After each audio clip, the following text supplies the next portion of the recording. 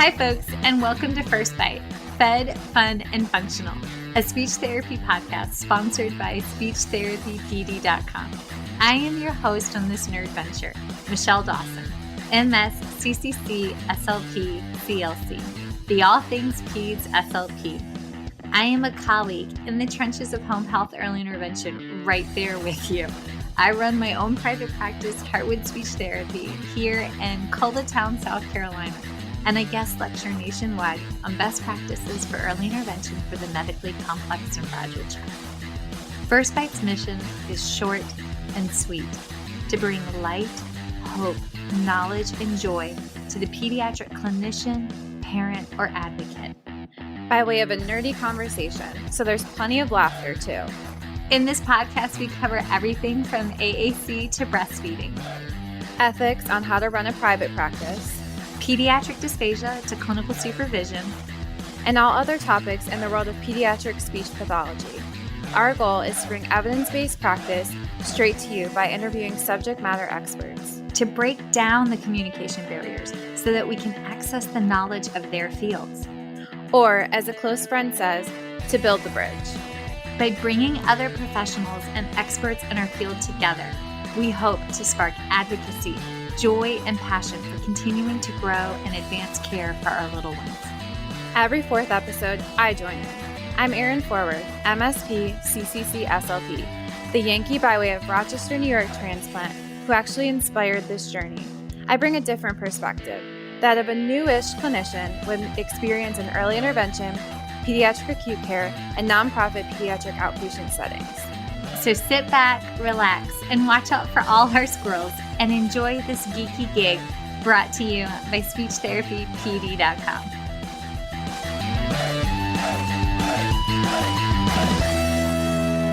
Hey, this is Michelle Dawson, and I need to update my disclosure statements. So my non-financial disclosures.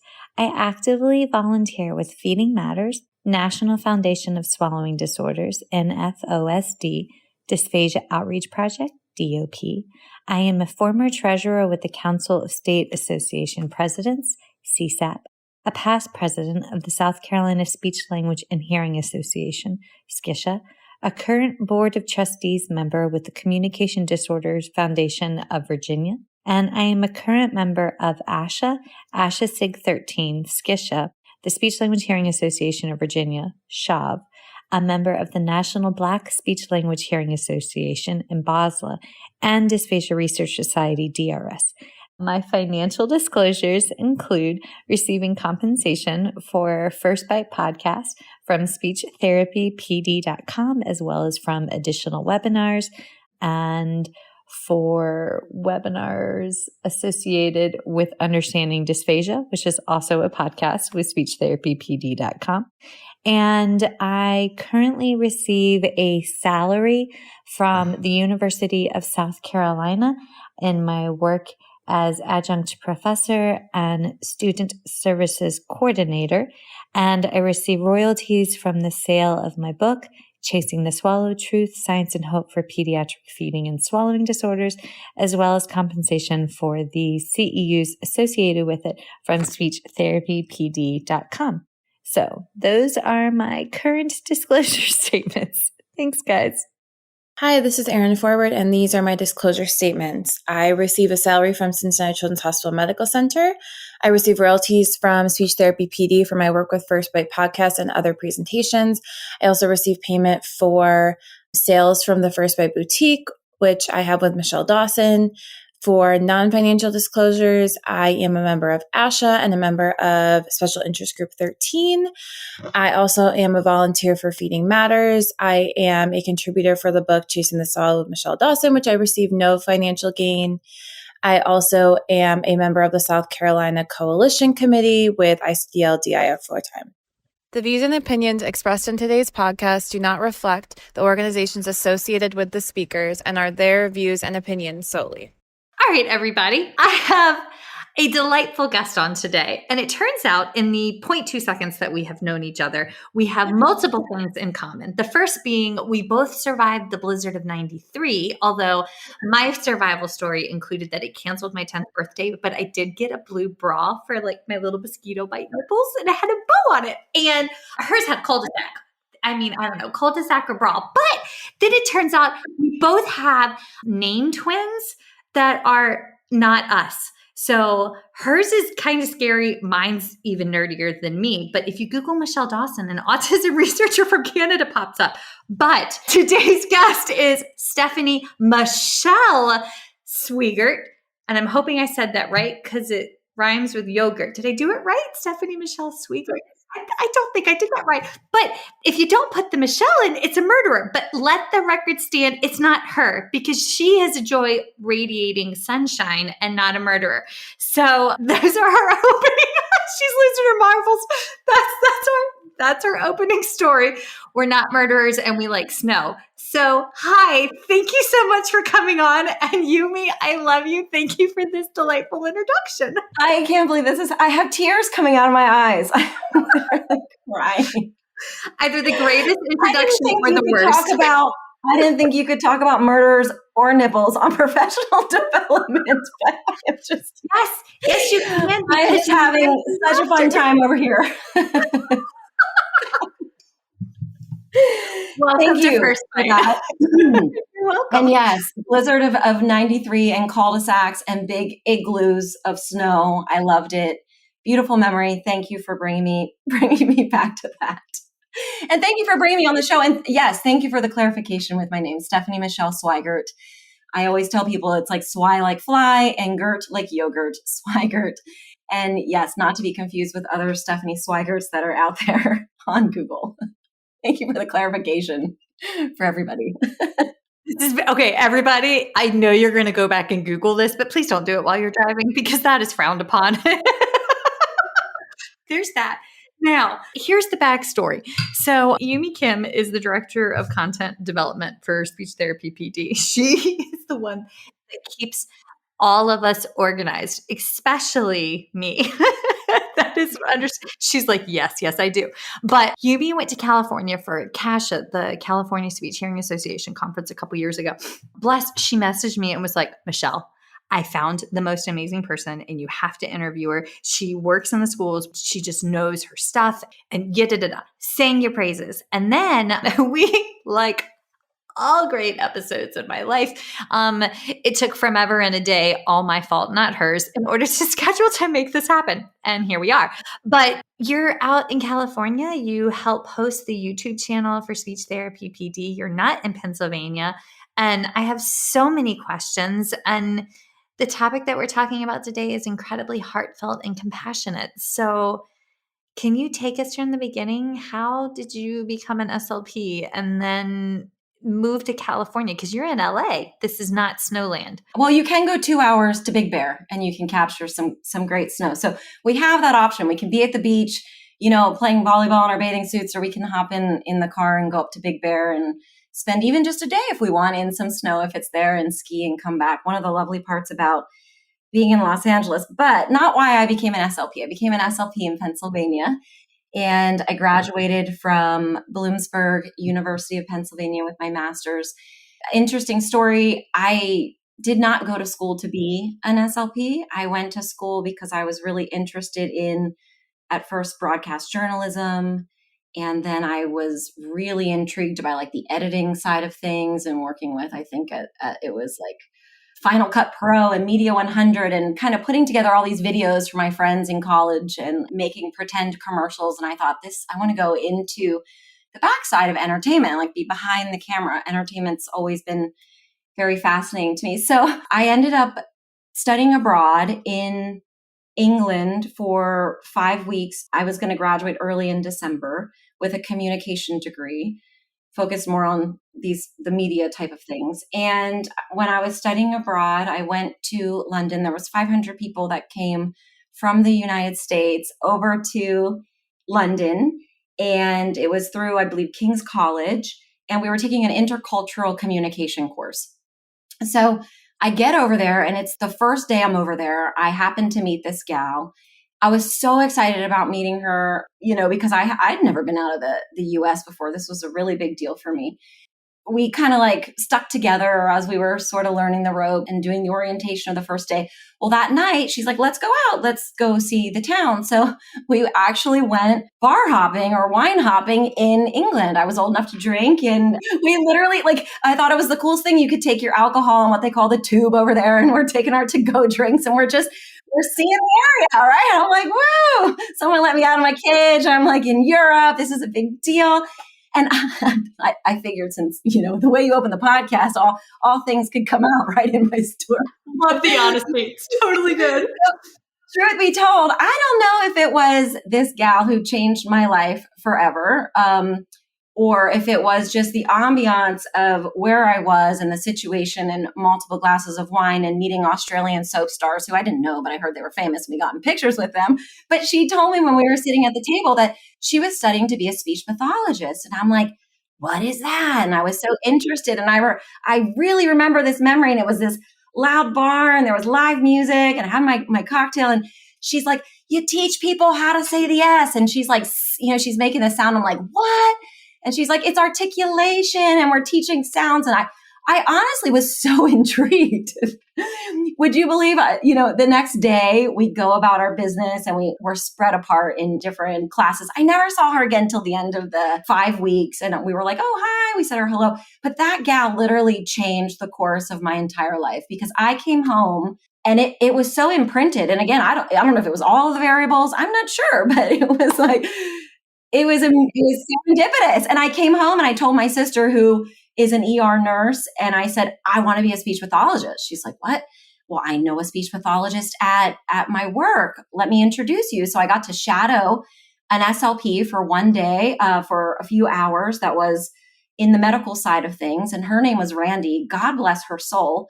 Within a couple of years after that, speaking of murder, she was actually murdered by her husband. It was a very sad story. It became a Lifetime television movie. So I met her, and she was so influential in my life too. And I saw the medical side of things. I thought, this is really great. So when I graduated, I said, I got my degree in communication. I said, I'm going to become a paraprofessional and I'm going to get into the school districts and just learn more about what SLPs do. I didn't know anything about SLPAs. And I did that from January until the school year ended. And I worked in a classroom it was like an SDC classroom, and an SLP came in all the time. And I watched what she was doing. It was a special day class style of classroom. So autism support classroom. I'm not sure what they called it in Pennsylvania. They call it an SDC classroom, special day support. Well, I guess there's different names for the classroom out here. And I just was so fascinated. And I said, that's it. I'm going back to school for that. So I did another year of the post-bac and went into did grad school. And that's what brought me to, and I've never looked back. I graduated with my master's in 2006. And those two people, one I have pictures of in my photo album, but I only have her first name. And I've tried to Google and look on Facebook and Instagram to find her, to say, because, we're in that world now. We're all so connected through social media. I thought I could find her, and I can't find her, but she's out there, I'm sure. And she has literally that night changed the course of my entire life. And same with Randy.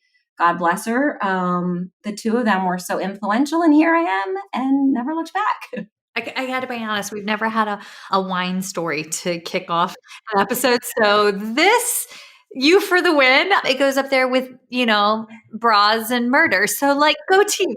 Although I do have a working theory that a lot of SLPs that I know absolutely love murder crime shows, like the murder podcast. Also, this sounds like wicked bright, but so many of my students, they listen to SLP podcast and murder podcast. And my work wife, Dr. Erin Kleinridge, she's my work Erin, love her. She's starting an SLP podcast on clinical supervision.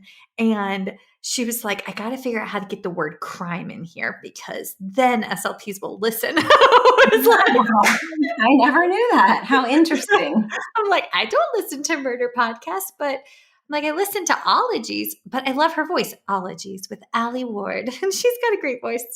So Ologies, folks, I love that you listen to me, but also do yourself a solid and listen to Ologies. She interviews scientists on all different topics, but crazy topics like scorpions or lemurs or fungus or tick infestations. And like, she also did one on colonoscopies. That was cool. So, yeah. So, okay. You know what? I have a neighbor who told me that she has a friend that does a podcast that's very successful, and it is about all these random topics. I wonder if it's the same person. Oh my God. If it's your neighbor. There might be a ton of them out there, though. I don't know. I know, but this is very cool. Oh my God. Well, she's in LA. So like it could be. Okay. That would be very cool. Tell her I'm her biggest Sally, I'm fan. going to remember that first name. We're all connected through 7 degrees of Kevin Bacon. Right? Yes. Yes, that. I saw that. Also, I don't really like Kevin Bacon in like his movies, but in real life, he seems charming. So like, okay. I promise we're going to get to the point today, Sorry, folks. Okay. Sorry. I'm Okay. a Bacon fan. Sorry. Oh, so sorry. Although I do know where Lake Lure is because we went there on a baby moon, and apparently that's where they filmed one of his movies. I don't know, but like Lake Lure, North Carolina. Anyhow, the focus. We are here today to talk about the CCC pathway. When I read what we were going to talk about and I saw the CCC pathway, I was like, we're talking about clinical supervision, because that's what we prep our graduate students on, is getting ready for the clinical, like earning your Cs. And there's actual classes on like what you need to do to make sure that nobody goes to like Medicaid jail before they get their license. That would be terrible. I would feel like I failed as a human, but that is not what we're talking about. So what do you mean when you say the C's? Yes. Okay. So we're going to jump into it. But when I'm talking about CCC, this is something that I learned. We're going to be talking about center, connect, communicate. Are we ready to sort of dive in and get the juicy bits going? Yes, whatever you need. And guys, she also said I'd be doing like an interview or like a comment or something at the beginning and at the end. And I was like, okay, I'm game. Yes. I love professional development that is like not just, one person sharing, but really that full engagement. So if it's a podcast that people are really popping into that chat box and engaging, if we're in a room giving a presentation, then it's like constant flow of back and forth. So yes, I thought we could make this extremely interactive and interactive for the people listening too. Nice microphone. That's beautiful. Hold it up so I can be comfy. The microphone does look like a giant George Washington monument. All right. So I'm going to just take a breath now to sort of focus myself from all of the humor that we've been having. Nobody told me that this was also a comedy show, but I'm loving it. This is great. I'm super relaxed. I'm enjoying the fun because professional development should be fun. So I love that. Thank you for bringing that, Michelle. So I thought what we could do for our audience and for anybody listening is I wanted to sort of open this up, and it ties into our theme, but just take a moment of self-reflection. And again, like Michelle said, don't do this if you're driving, not safe. We don't want that liability, please. Or if you're running on a treadmill, please go to walking. There you go. That's our little disclaimer in the fine print, right? So we're not held liable or going to Medicaid jail.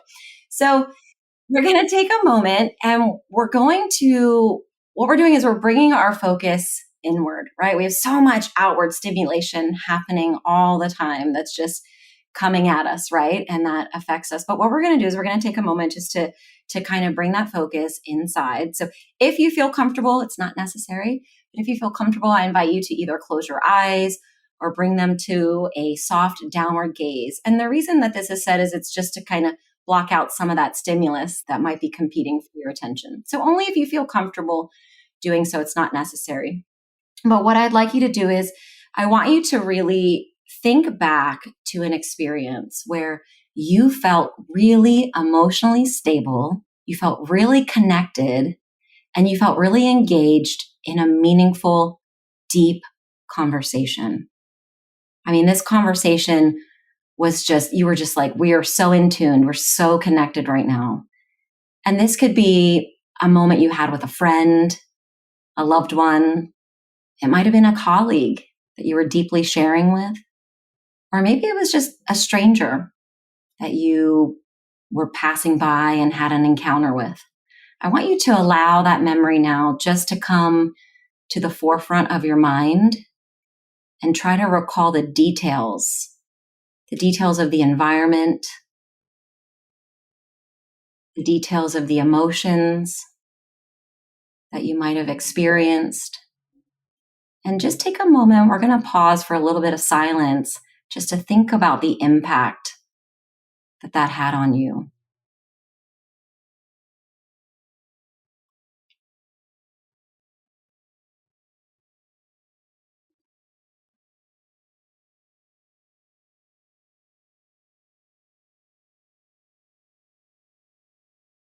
And we're just bringing it to mind a few moments just to immerse yourself in that memory and just reflect on what made it so special.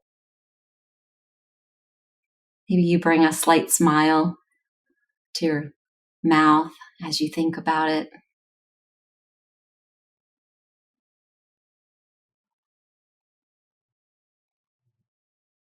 And think about, how did it feel to be fully present in that moment of connection or communication? And continuing to keep your eyes closed if it's comfortable for you, think about, what is there to learn from that experience, from those emotions, from the way you participated in that conversation or the way others participated with you?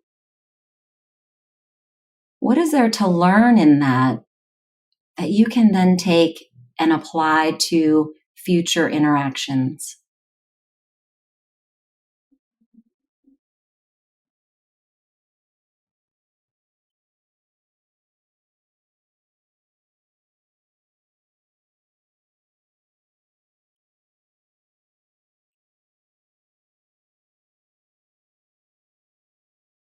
And then when you're ready, if your eyes are closed, you can gently open your eyes and really just carry that sense of inspiration and insight with you as we sort of begin this chat together on compassionate communication.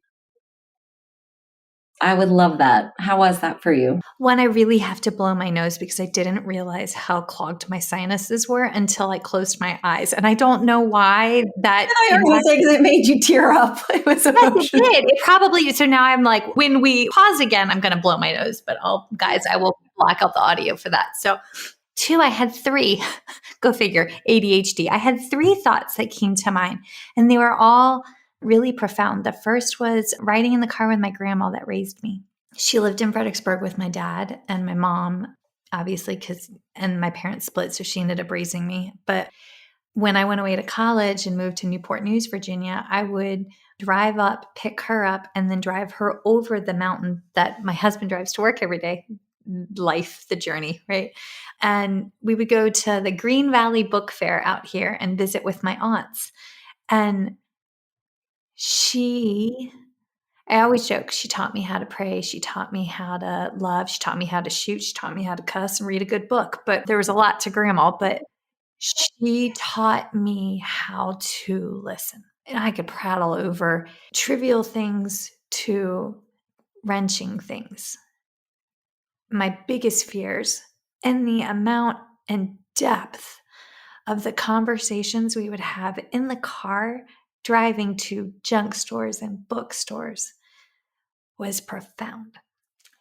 Then the second one that came to mind was when we first moved to South Carolina 13 years ago on Friday, January 13th, 2012.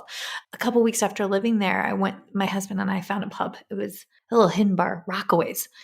And I was missing working in the hospital. I was missing working with my adult patients. I was working in EI and I didn't want to work in EI, and kids are gross and the state system was broken. And I was just mourning everything that I had lost with the move, because I set up a tumor board. I did all these amazing things all in my CF year. And I was so dejected in that moment. We'd gotten a pitcher of beer. So he refilled my cup literally and then said, okay, then fix it.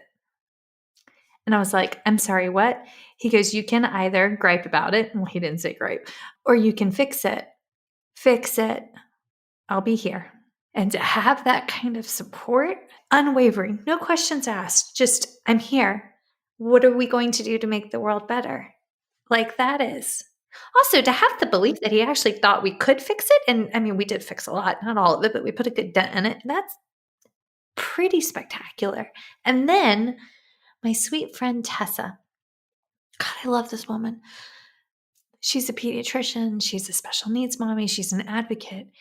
She came to ASHA to give a presentation and a panel discussion this past year. And I had a very raw talk at a bar after our presentations. And to watch this woman who I admire speak with such raw vulnerability professionally and as a mom and as a woman, that's why we do what we do. Those 3 moments are like a Venn diagram for what it is that I do. I want to be a listener. I want to advocate for those because of these raw moments where I have the ability to hopefully love 1/10 of the depth of the love that Tessa does. And those are really raw things that I just said. And I feel very naked. Oh, I love, this is like counseling. I love that. But those are my moments. Damn, now I'm crying and I really need to blow my nose. I'm going to mute myself really quick. Maybe it wasn't the sinuses. Maybe. I love that you shared that. And you know what? Yes, you're being very vulnerable, opening up and sharing those stories. And I like that you had the 3 different stories because they all kind of popcorned up because they're all important in their own way to you. It seems like the bonding with your grandmother and the memories that you have and that special time together, that quality time of just being together in the car and being with each other and really listening and appreciating. And then that time with your husband where you were feeling dejected and all of those emotions were coming forth with this new transition, but your need being met for that support.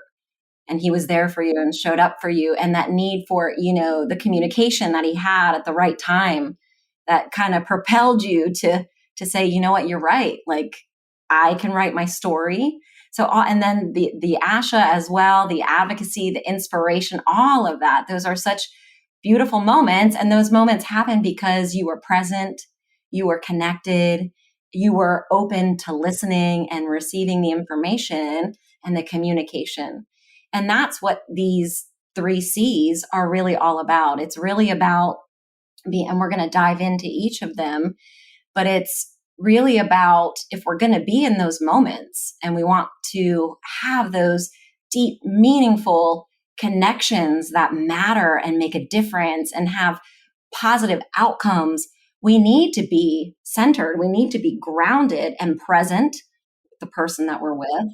We need to be connected with them. It needs to feel like a safe space. It needs to be a space where we know that they're open to hearing what we have to share, where we're connected in a way that there's a trust and that foundation has been built.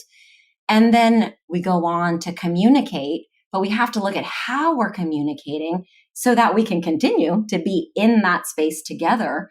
And that's going to be looking at how we're framing the things that we're saying and what we're sharing, and also reframing what we're hearing, how we're listening to others. So thank you for those beautiful stories that you shared with us. I love your stories. I'm good at telling a story and they're true, but that's what you put me right back. I could smell that bar stunk. We ended up getting food poisoning at that bar. No. We had my son's baptism and then we went to the bar afterwards, but it was our favorite pub, but it just smelled really bad because they had pimento cheese and I think pimento cheese stinks. As they do. And the beer down on the mats where it gets stuck in all those, those bar mats they have on the floor so they don't slip. Yeah. Sorry, I just envisioned fetid pimento cheese and beer like on a mat. Wow. Okay, I am focused now. Okay, so now that we've lived through Michelle's some very deep moments and we're definitely in tune here, how does this apply to therapy and what I do? Yes. And you know what I love about all of these strategies is that they apply to everything that we do. I'm all about strategies that we can use in our personal life and our professional life. And I was in a nonviolent communication. So it's NVC nonviolent communication from Dr. Marshall Rosenberg. Well, I was in a training with Magdalena is her name from Long Beach, California. And I attended it in the spring of 2023. she's a candidate to be a certified trainer of this nonviolent communication. And so I want to acknowledge her because she's the one who brought this CCC to the forefront in this parenting course that I was taking. And it just like clicked. And this was about parenting. And I thought, but I can use this in everything that I do. This idea was just, I received it really well. And I thought, okay, this can make a difference because this centering is a big piece of mindfulness. And I'm a big advocate of mindfulness and building our presence, right? And I think that is really the foundation to communication. We have to be present. We have to be aware. We have to be in the moment. We can't be distracted and have all these other ideas and all of our other thoughts, right? So when she started sharing this information and I started applying it with my child, I thought, oh, all of these pieces I sort of knew from different trainings and practices, and it makes sense. We can use it in speech path. And so I thought if I divided it into these 3 components, we could break it down and I could show you how these could be very practical strategies that would be helpful in our field of speech path as therapists and as coworkers to people, maybe as supervisors, if we're supervising people, maybe even if we're mentors or the mentee. These are all strategies that we can use no matter what our position is or if we're in the schools, the nursing homes, where are you teaching? I'm director of clinical ed at James Madison University. And so I teach and I treat and mentor and a little of all of the all the hats. Yes, I don't think I've ever met an SLP with only one hat. So I love that. I love hearing either. I haven't either. So let's start with centering. Centering before communicating with others is super, super important. And this foundation that I talk about, it's really about establishing a foundation within yourself, right? So before you walk into that IEP meeting at a school, or before you're sharing an assessment report with a family who might be really upset, or before you're offering feedback to your students, right? Or to a CF that you might be supervising, you need to be able to ground yourself first and get clear, have that clarity, and be really stable. So this means that if you're experiencing any intense emotions, or you've been triggered, or something has just happened and these emotions are really alive and kind of flooding through you, this might not be the best time to interact or engage with your agenda.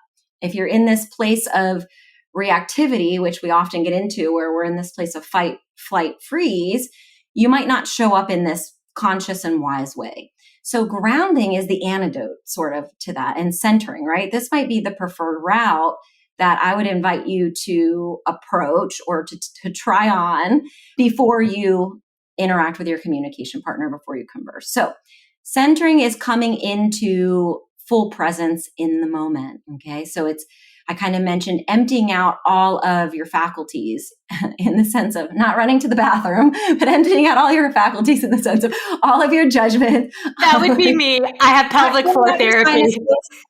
I'm like, no, pelvic floor therapy is valid. When you got to go, man. You can't concentrate. Empty it. Yes. So, but different kind of emptying out judgments and all of your biases and all of your preconceived notions or thoughts about a situation, or all the things that you're like rushing in that you want to say, your agenda, just kind of releasing all that so that you're just really fully being present in the moment.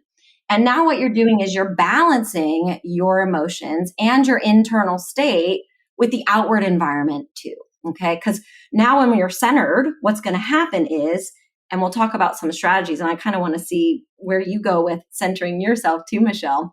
But when we're centered, what happens is now we're going to show up in a way where we're more aware. We're more aware of what's going on. We're more observant, right? We're SLPs, we're observant, we're more present, we're more focused. We're more in touch with our emotions, our thoughts, the thoughts of others. And now this sort of inner alignment, right? We've got this inner alignment. What it does is now when I go to communicate with you, it's going to be more authentic. And I know we kind of throw around the word be authentic all the time, but authentic in the sense that, you know, you're like, oh, I wish I didn't say that. That wasn't me. Or I wish I didn't do that. Why did I do that? Right? We all have blocks that prevent us from being who we really are at our core, which is connected to our values. So we want to be more authentic. We want to have more clarity when we're observing without, our shadows of evaluations on top of that. We want to be able to come with empathy, which means we have to pay attention to how others are feeling in the moment and be tuned into that. We want to be open to hearing diverse viewpoints. So if we're stuck in our own narrow way of thinking, then we're not going to have that openness, right? And this is going to create more valuable, deeper connections, more meaningful connections, like the one you had with the mom at Asha, like the one you had with your grandmother. And now these moments are going to be more effective, and they're going to be more respectful too with communication partners. So if I said to you, hey, Michelle, I'm sensing you might be a little triggered, and it looks like maybe some of your buttons have been pushed. Maybe just take a moment and go center yourself. What would centering yourself look like for you? What would you need to do in that moment to ground yourself? It depends. Because I will be completely honest, because you don't know my backstory. I do have triggers. I am a domestic abuse survivor from a very, very violent ex-husband. So I have PTSD. And so I have to be careful when I go into patients' homes if I pick up on triggers for domestic abuse, if I see certain things, that I have to remember it's not me, because I will go into fight, flight, freeze easily, as do a lot of domestic abuse survivors. If I get excited and I want to share, my ADHD kicks in, or if I have another thought, it just, and then I have to rein it in. And so this ties into me deeply. The centering piece is the first step of working on what I describe to my students as your therapeutic presence. And that is how my body, my tone, my energies influence the sessions I'm about to have. As the sun comes out and like completely blinds me. But I use fidgets. I normally wear my son's, they made me a pearl necklace. It's beads, it's little beads, but it says mom. And if you turn it the other way, it says wow. And I had a guy one time tell me, he was like, yeah, if you're ever in a meeting and it's really terrible, you could just be like, wow. But like, I was like, why did I not think of that? Because that's freaking amazing. But I am a faculty member that shows up at her job with all of these brilliant PhD level SLPs. And I'm like, yo, and my mom necklace, but it's on a stretchy string. And when I'm thinking, it helps me essentially to stem, to help me process like certain faculty meetings, or I take lots, and my notebook's around the corner. I take lots and lots of notes in a notebook and those components. But also if I am delivering information, I will center in a different way by making sure the person that I need to have a crucial conversation with is comfortable. So to the ladies that are listening that come into my office, and yes, I do have my grandma's china teacups in there, I want to make people a cup of tea so that we can be grounded, because acts of service is one of my love languages coupled with gift giving. And so I will serve to try to make people centered. Hell, I'll do home health therapy and still be in a stranger's home and say, honey, can I make you some tea while we're talking? So I love that. And that's so, and I, for everybody who can't see our video, but can hear the podcast, right when you were sharing something so touching in your own personal experience, that's when the sunlight came on you. It was almost like an angel was over you, just kind of saying, I'm here with you. I'm supporting you. I got you. It was just the timing of that sunlight on you when you were sharing your experience. It was beautiful. It's hard to talk about, but we have to talk about it, because if we don't talk about it, then the myth will never change. So yeah. Yes. And you bring up a really good point that there's different experiences that have happened to people that create different triggers, and telling ourselves that this isn't me. But you've brought up some points where, even you saying that this isn't me and bringing yourself back from wherever your mind was going, that's a moment of mindfulness. That's a moment of bringing yourself back to the present moment, where you said something else that stuck out too. And And I thought, well, you said I have to rein it back in. So when you're reining it back in, even just recognizing that it's like, okay, I went out here, because it's normal. Our mind wanders. We've got like hundreds of thousands of thoughts that go through our mind daily. So when you say I have to rein it back in, that one moment of reining it back in is mindfulness and pulling yourself back to the present moment. I want to share with people who are listening some strategies for centering. Everybody might have different ways to center that work for them. Mindfulness meditation is a big one for me, and it's one that I talk about. I think that, and for some it's woo-woo, but if we don't even call it mindfulness meditation and we just call it taking a few minutes to focus on your breath or to sit in stillness, if it feels comfortable for you. Some people, it doesn't feel comfortable to sit and focus on their breath, and I would invite you maybe to focus on the sounds around you. But by doing this, what happens is your breath is always in the present moment. So just noticing the in-breath, noticing the out-breath, if it's a long breath or a short breath, if you're out of breath, you're breathing, you've got a rapid breath, just noticing that and bringing your attention to that, you're now in the present moment. Same with sounds around you. If I think about the sounds that are happening right now, I'm right next to Pacific Coast Highway is right on the other side of where I live, and I can hear the sirens in the car, so I can just take a moment and I can stop and I can hear that. If you're working in a school, if you stop and take a moment, you can hear kids playing on the playground, or maybe you hear the school bell. You can take a moment, right? And just breathe in, breathe out, come back to the present moment. It takes us away from our thinking mind.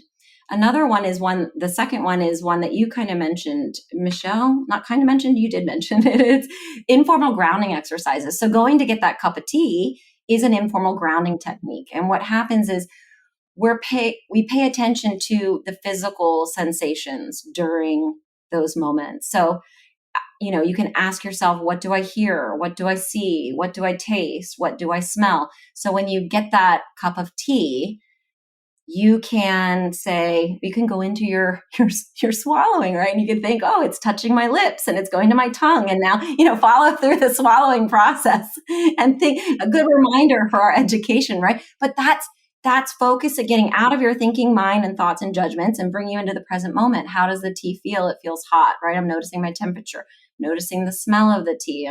And again, I'm sensing where it is in my mouth and as I swallow. And I don't know about you, but have you ever had something super cold or super hot and you actually notice the feeling all the way down into your chest? You're like, whoa, I felt that all the way down here. You feel the temperature? The other night I swallowed my multivitamin, and she's a big old pill, and it went down, and I swear I felt it go from like straight up and down to like sideways to my esophagus. And like, I was like rapid fire trying to like swallow additionally afterwards.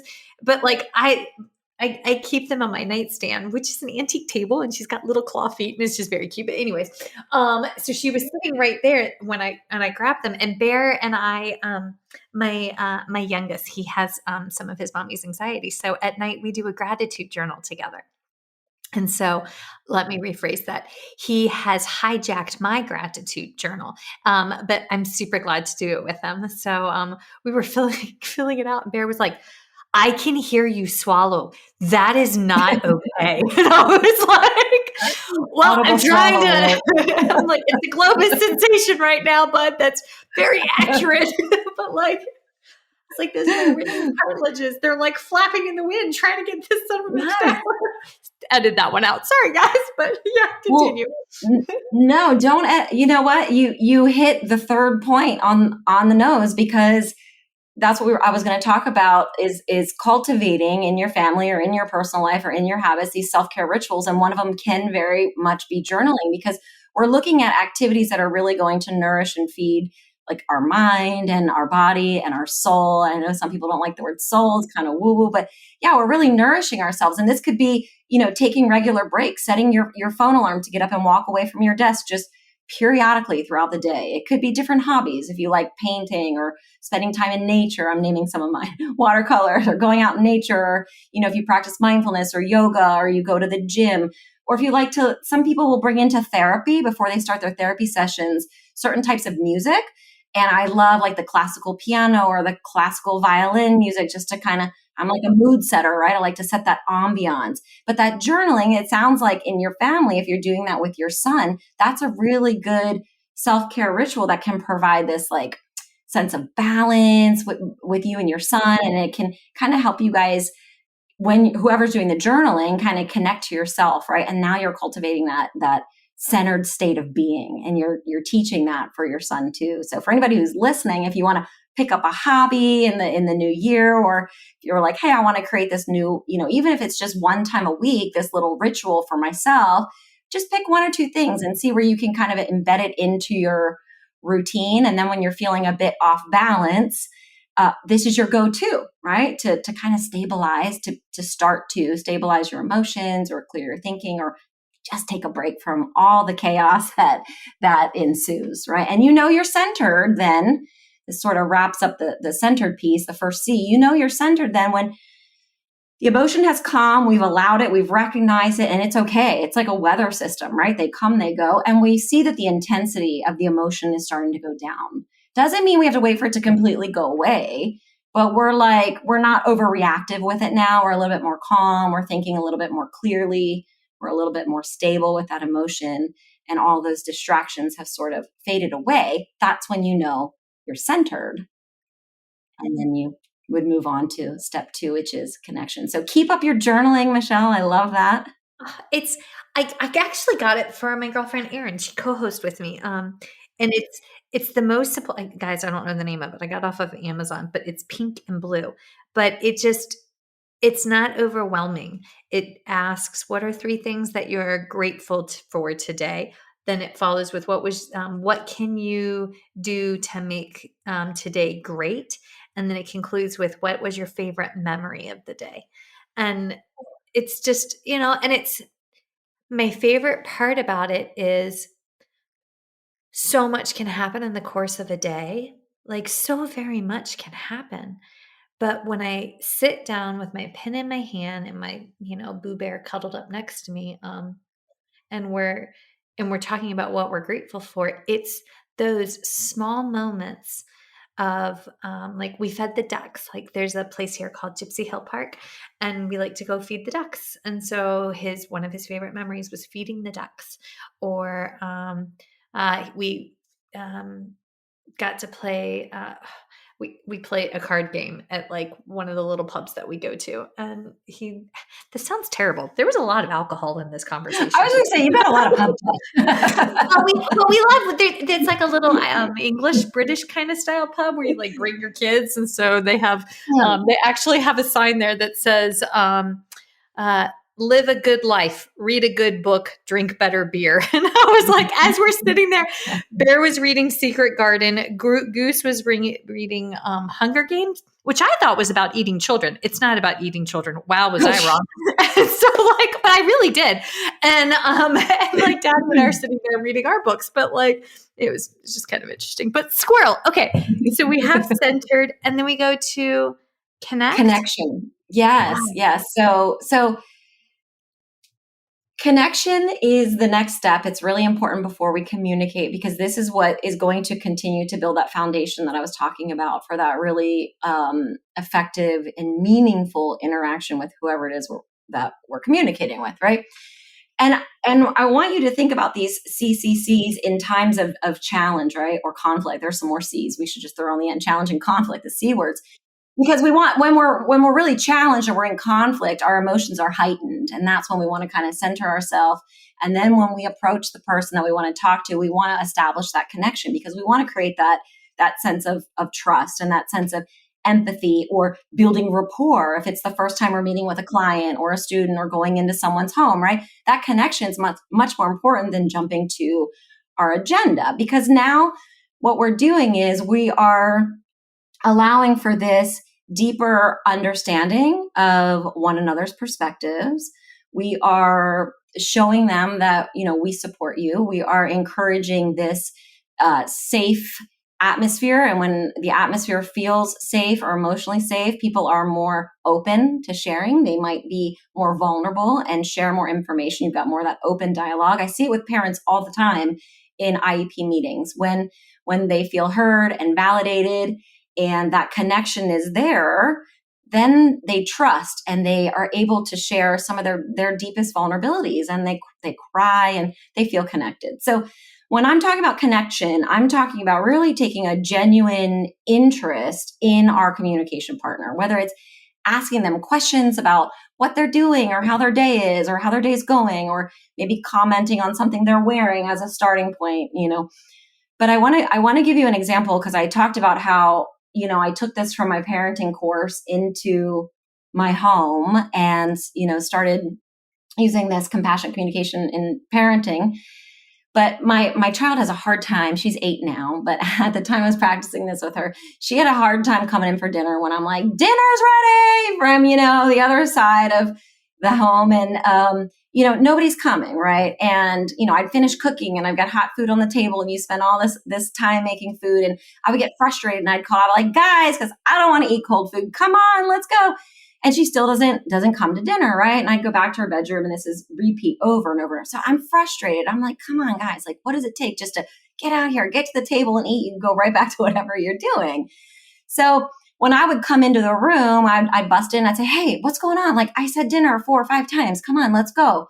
There was no centering of my emotions. I brought them in with me, however I was feeling. I got right to my agenda, and I wanted her to get the heck out to do what I wanted her to do, because that's what mattered to me, right?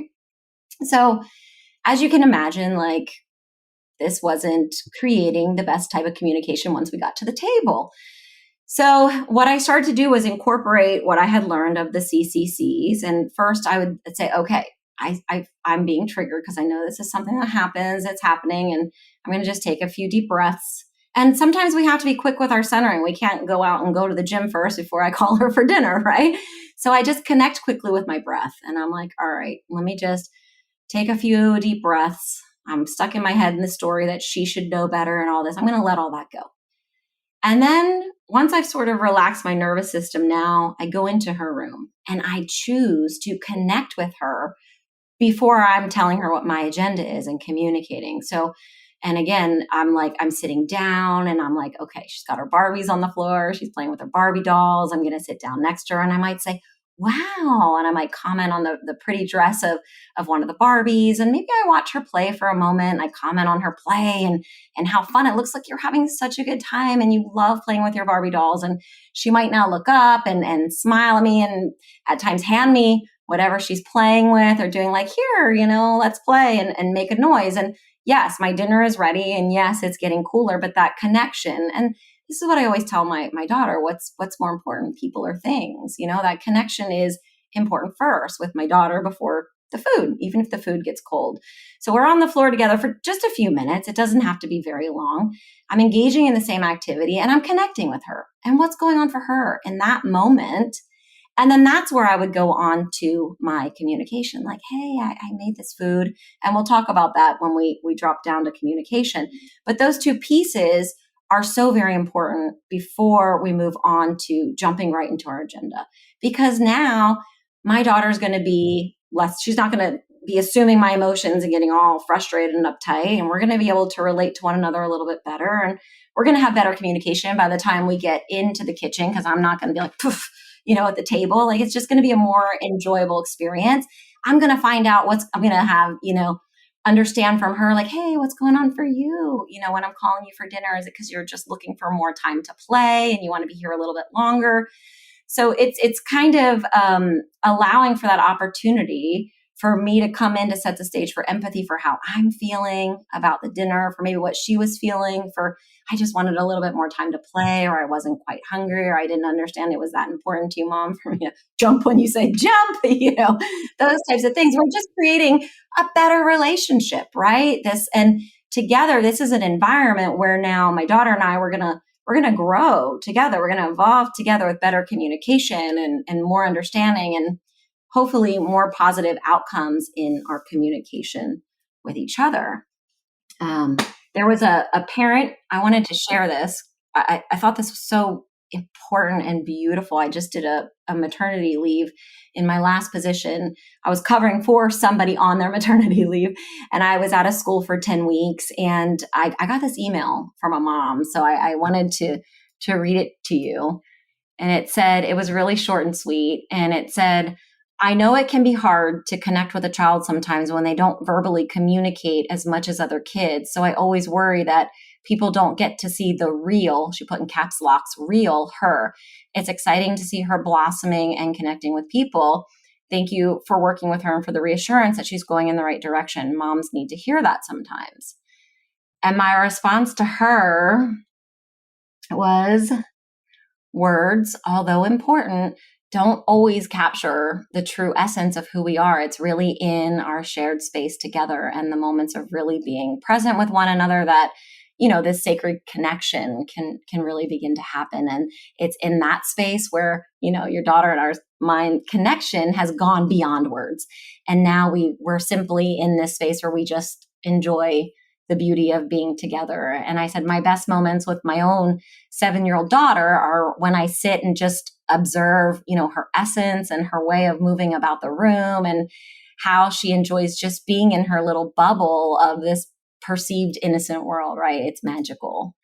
So I was letting mom know that, even though her child doesn't verbally communicate maybe as much as the peers in her class, it's the connection. It's the connection that's more important. And it's the connection that comes from so much more than the words that we speak. It's that shared time together. It's the bonding, like, you being in the car with your grandmother. It's the bonding of being engaged in the same activities together, or sharing that space with one another, or just when we're giving our undivided attention to another person. That's when we really have some of our best connections. You have no idea how much Erin is going to love you.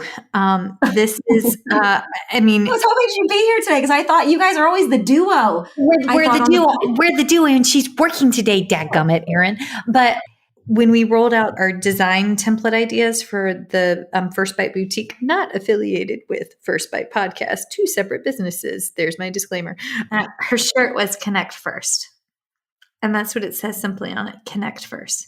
Because so many times we're taught in school, and I will take the onus because I know I have taught this erroneously in the past, and I hope I'm doing it better now, where we have to go in and do therapy. It has to be billable. You have to do something. And I remember for the longest time thinking I had to do something in my session to make it billable.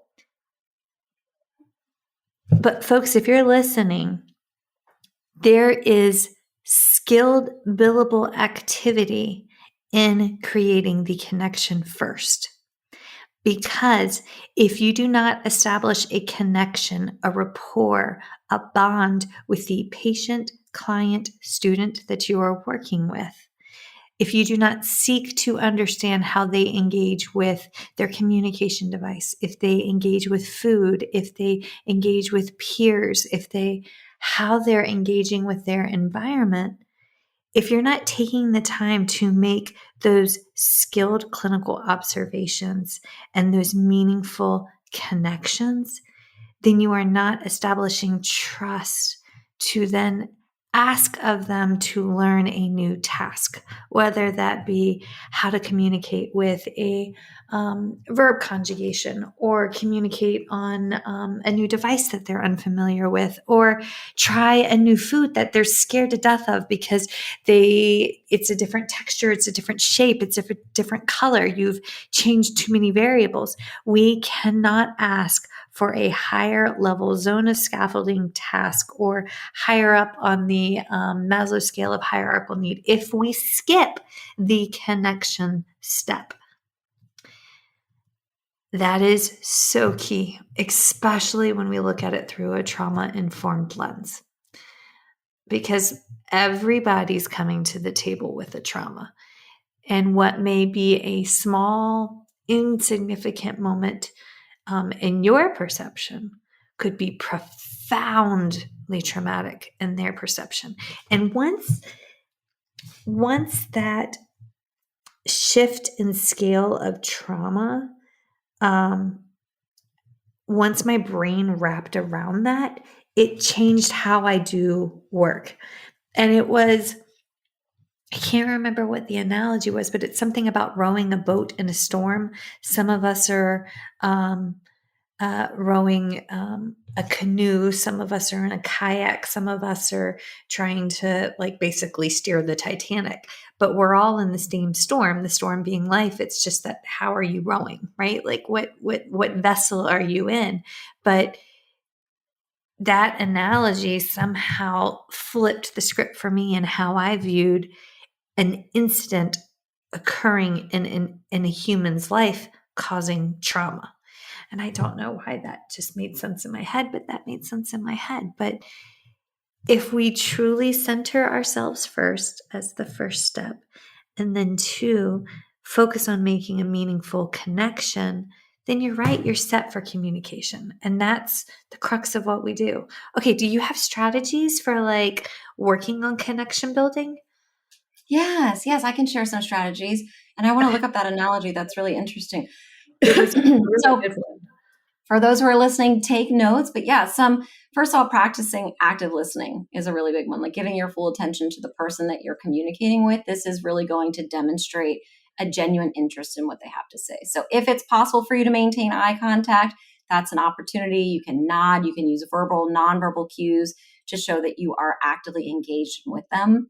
You can show empathy and understanding because that tells me, oh, you're listening, right? You put yourself in my shoes. You're trying to understand my perspective. You can validate the person's feelings and experiences. Does not mean you need to agree. You just validate. So you can make statements like, wow, that must be hard. Or, wow, it sounds like you're in a lot of pain. Is that right? Or do you want someone to understand the challenges you must be going through? We can ask open-ended questions. And we know this as speech therapists, right? To encourage that meaningful conversation, we ask the open-ended questions that now invite our communication partner to share more about themselves, about their thoughts, their experiences. And now we're getting to know them on a deeper level.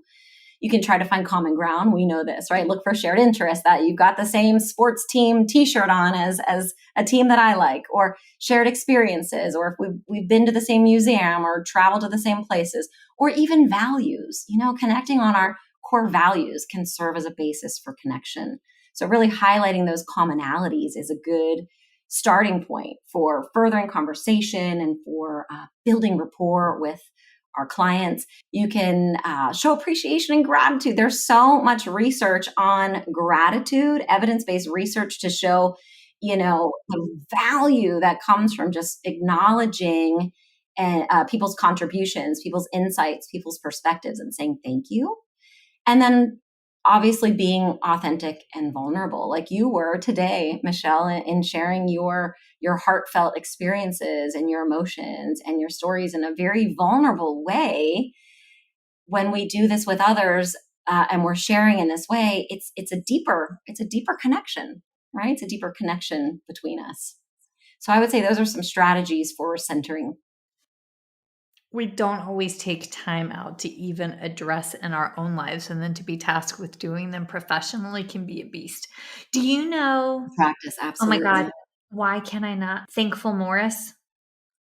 Yes. I cannot. Gratitude. Why can I not? What? Yes, gratitude. She's Marie. I interviewed her on YouTube. Yes. She's the reason I started the gratitude journal. Perfect. Yes, she does. I think she does a lot of work with gratitude and SLPs. And yes, she has a gratitude journal. Yes. I don't have her gratitude, but that's what started me on the. Okay. Yeah. So that leads us to our last piece, which is communicate. Do we have time for our communicate? Oh, yes.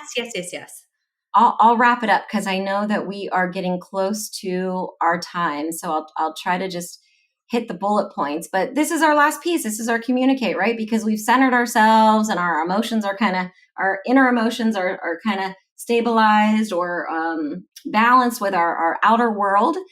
And now we've built that connection with our communication partner or our client or our coworker or colleague.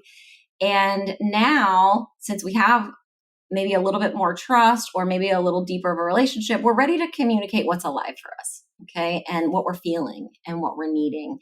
And in times of challenge and conflict, which is where I spend a lot of my time teaching, and that's the work, right? Showing up when it's really hard, when things are are difficult. We need to advocate or set boundaries or share with others what's going on for us that is not acceptable to us. All of these pieces need to be in place because we don't want to show up a hot mess to communicate these, because what happens is if we're not centered and we haven't connected with our communication partner, their ears are now closed or they're now on the defense and they're not open to listening. And if we come at our communication with judgment or blame or criticism, you did this, or you made me feel this way, or this was expected of me and I can't believe, most likely our innermost needs are not going to be met. So that's where compassionate communication comes in when we're communicating in that third C, so that our listener is open to receiving. We're open to receiving the feedback. We're calm. We've worked through things. We've maybe gotten some empathy. And now we're ready to communicate. So when we're ready to communicate, I want to point out a strategy that I'm sure a lot of people at this point have now heard is using I statements and the value and the importance of an I statement, because what it does is it promotes personal responsibility, which can be a really hard pill to swallow, but we're taking ownership. It's a very hard pill to swallow. I get nervous talking. I'm getting ready to do a class on anger and I'm like getting nervous about how people are going to feel when I say, no one's responsible for how you feel, because people have a hard time with that. I don't have to explain why, but that's for another episode. We did this last night with Bear because he had a meltdown and he was like, you're making me feel. I was like, no, I am not making you feel anything. You are frustrated because mom raised her voice. But I've told you 3 nights in a row, do not eat chocolate on mommy's blue velvet couches. And he goes, well, I didn't know. And I'm like, correction, you knew, but you forgot. Also, do not eat chocolate on mommy's blue velvet couches. No chocolate on the antiques. Oh my God. Well, these are new, but they're really freaking cute. And like, you can't eat chocolate on furniture, people, especially when you're sweaty and sticky and gooey and it gets everywhere. And it looks like a turd. You can't do it. So he was like, you're making me feel mad. I was like, correction. You are making yourself feel mad. Yes. No, he's feeling frustrated because maybe he had a need for autonomy to eat wherever he wanted to eat. And you know what? That need wasn't met. Or maybe he was feeling frustrated or upset because he had a need for connection. And maybe that connection with you in that moment was broken because you were upset. Or maybe he was feeling upset because he had a need for ease. And in that moment, things were not easy or peaceful, right? Because mom doesn't want food on her couch. He is my ease child. He literally chose to paint his room all varying shades of gray so that it would be comfy, cozy like a thunderstorm. So yes, he's my ease child, but we're still not eating chocolate on mommy's furniture. Well, I get that's going to be the hard, fast rule, right? No, I get it. So it's taking that personal ownership. It's like, I'm taking responsibility. So I'm going to use I language. And by using I, we're acknowledging that our feelings of frustration, upset, anger are our own and not solely caused by others, right? And others might just be a stimulus that highlights our unmet needs if we're having emotions that come from unmet needs, right? And those unmet needs are what drive our emotions. So our emotions actually come from our own unmet needs.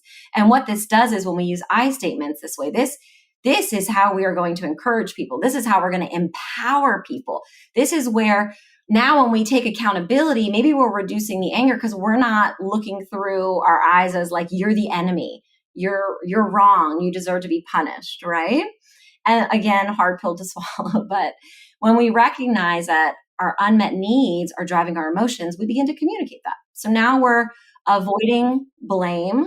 If we're speaking, we're avoiding defensiveness if we're listening, and we're focusing on someone's perspective if they're sharing with us, right? So I want to reduce my defensiveness when I'm in a conversation. I don't like to feel uptight and tense when you're sharing something with me and I'm thinking that, in this moment I'm being attacked, right? I don't want that. I want to try to peel back the words and try to think about what's going on for you right now. What are you really needing that's causing you to feel this way?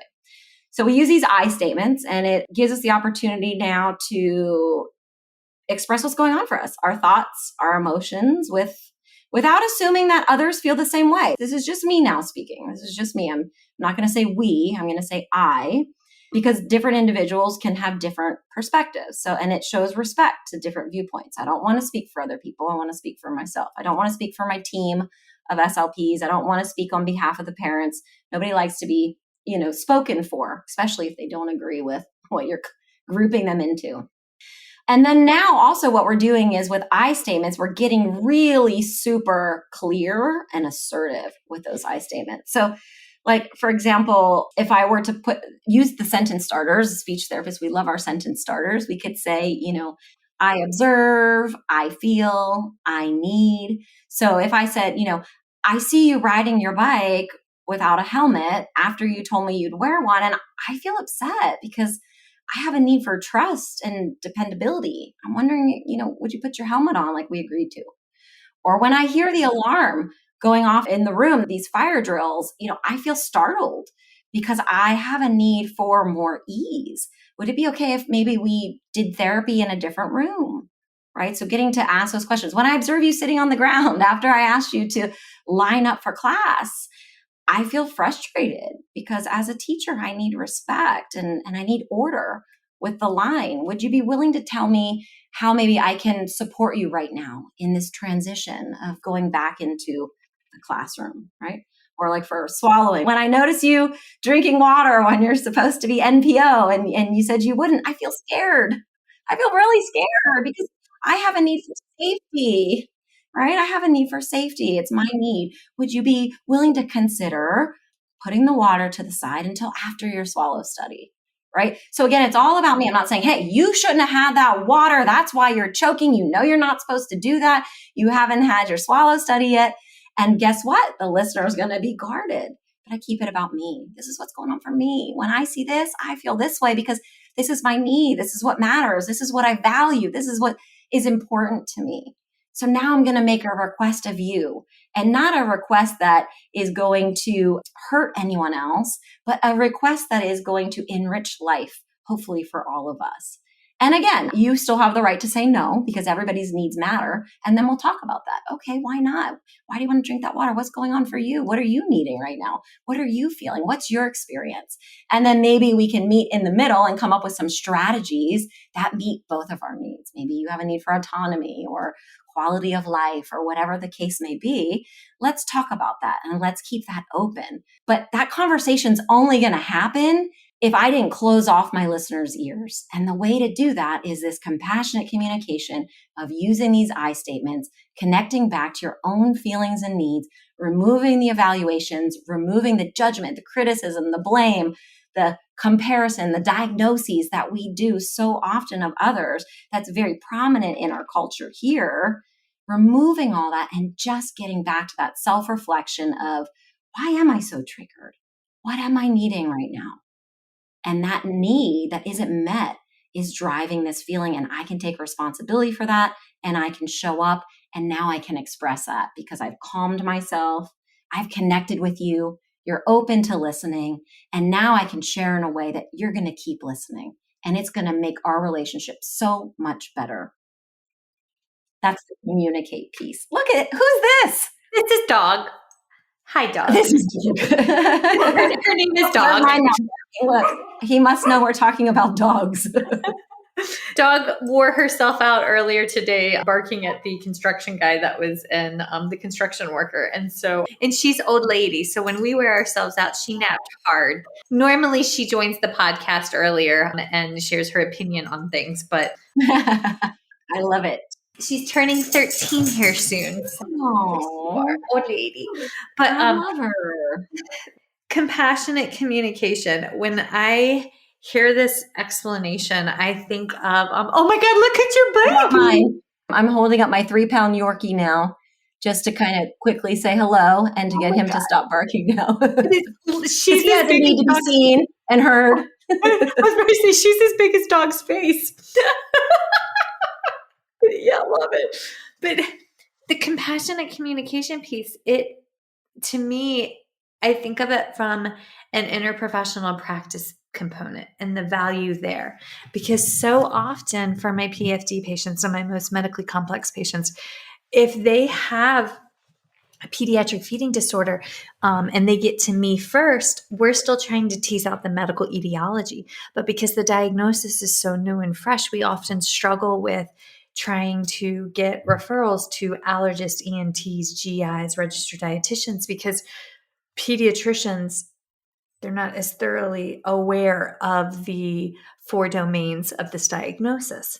And so it can become very frustrating.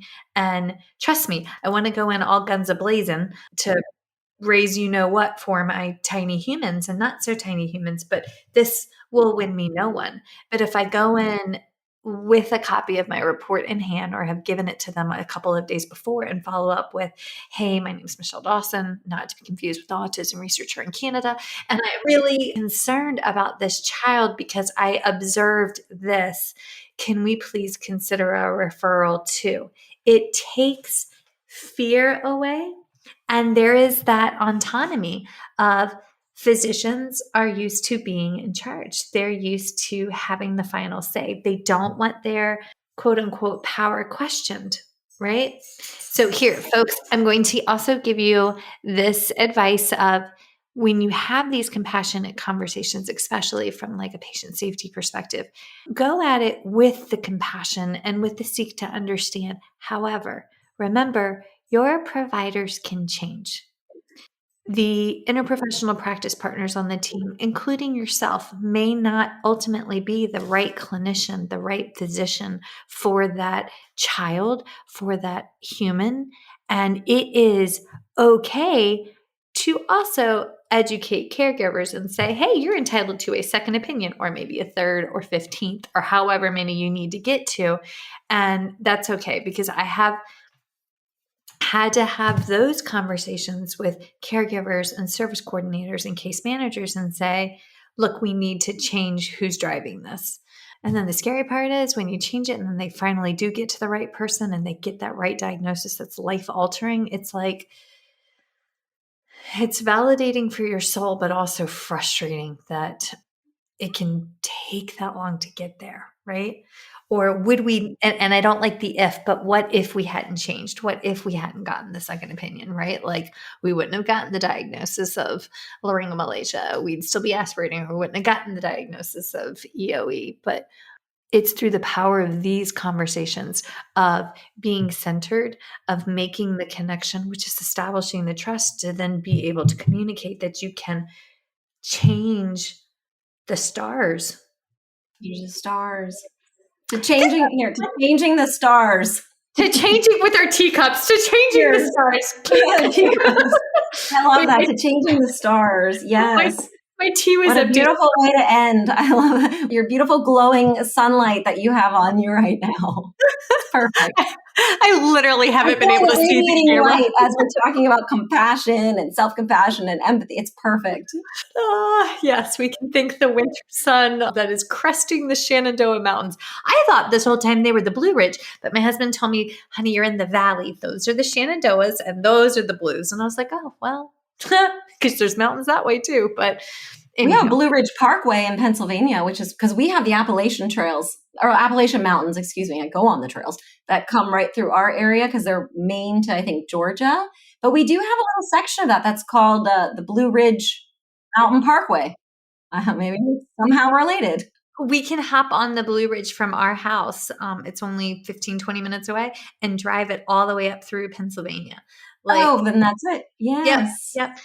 There's really good hole in the wall pottery spot that we get our Sunday coffee mugs. We have special mugs only for Sunday, and I don't know how that happened, but we have our Sunday. It's romantic.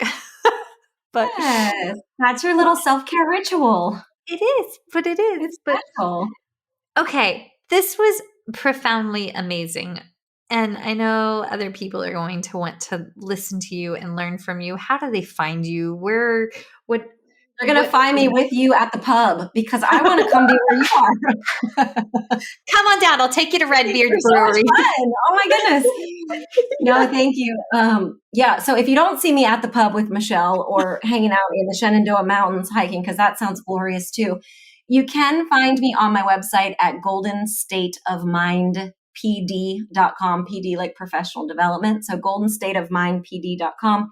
I'm not super savvy on my Instagram. However, I do throw some pictures up there and some notifications, and that's golden.state.slp. And if you want to join my email list, you can do that through my website. I send out free resources periodically. I'm not going to jam up your inbox, but I do send out some handouts, checklists that you can take into meetings, different frameworks for communication, different script phrases to support you in your journey, and notifications of different courses. I do have a digital course that is coming out soon. You can get on the wait list for that. All of this information is at goldenstateofmindpd.com. So that would probably be the best place to check me out. I'm also on LinkedIn at Stephanie Michelle Sweigart, if you want to check there too. My next thought was, please make sure you put the Michelle in there, because God, if we run into the murderer on LinkedIn, that would make for a bad day. Stephanie Michelle, so found you, and I got the right one. Okay, well, and then my last question is, if somebody has any love money, where could they send it to? And I love that you do this. This is amazing. And the love money, you mean a charitable contribution in my name, you were saying, right? I love that. So I'm actually getting ready to go on my next medical mission trip with Joyce Meyer Ministries. I don't know if anybody's heard of Joyce Meyer, but through her ministry, she has an organization called Hand of Hope. And that is who I do my volunteering with when I go out of the country. And I'm going to be a part of that this February. So that's the first thing that comes to mind, as I'm a monthly contributor also to Joyce Meyer Ministries. I love her word. If that resonates with you, great. If it doesn't, I also love animals. We talked about dogs today. So I hope I'm getting the acronym right. It's just a monthly withdrawal that's been coming out of my account for years, the ASPCA, to support animals in the shelter. So those are two places that I donate monthly, and that I also donate my time to, that hold a strong place in my heart. You can also find on my website, though, under gssps.com, all of the organizations that I'm a part of, all the different charitable organizations that I'm a part of. And if any of the other ones resonate locally, nationally, or worldly, I would appreciate that. Thank you. Amazing. Oh my God, this is wonderful. Look at you. We're doing good. Go team. Okay. And then thank you. I'm so grateful for this opportunity, and I'm feeling really appreciative and excited. And I have all this energy now running through me. When we hang up, I think I need to go be outside or take a walk. I just feel so excited and revved up. This was fun. Thank you. This was. And I'm just thinking, wow, I'm going to process all of these strategies, and I'm going to do that while eating because get back to your lunch. I'm like, I need to go think. This was really good.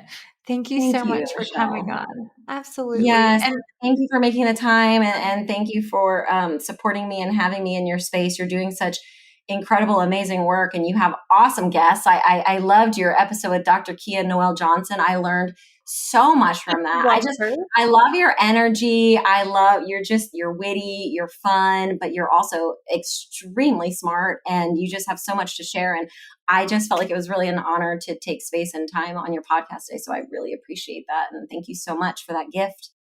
Thank you for joining us for today's course. To complete the course, you must log into your account and complete the quiz and the survey. If you have indicated that you are part of the ASHA registry and entered both your ASHA number and a complete mailing address in your account profile prior to course completion, we will submit earned CEUs to ASHA. Please allow 1 to 2 months from the completion date for your CEUs to reflect on your ASHA transcript. Please note that if this information is missing, we cannot submit to ASHA on your behalf. Thanks again for joining us. We hope to see you next time. Feeding Matters guides system-wide changes by uniting caregivers, professionals, and community partners under the Pediatric Feeding Disorder Alliance. So what is this alliance? The Alliance is an open access collaborative community focused on achieving strategic goals within 3 focus areas: education, advocacy, and research. So who is the Alliance? It's you. The Alliance is open to any person passionate about improving care for children with a pediatric feeding disorder. To date, 187 professionals, caregivers, and partners have joined the Alliance. You can join today by visiting the Feeding Matters website at www.feedingmatters.org. Click on PFD Alliance tab and sign up today. Change is possible when we work together. That's a wrap, folks. Once again, thank you for listening to First Bite, fed, fun, and functional. I am your humble but yet sassy host, Michelle Dawson, the All Things Peds SLP. This podcast is part of a course offered for continuing education through speechtherapypd.com. Please check out the website if you'd like to learn more about CEU opportunities for this episode, as well as the ones that are archived. And as always, remember, feed your mind, feed your soul, be kind, and feed those babies.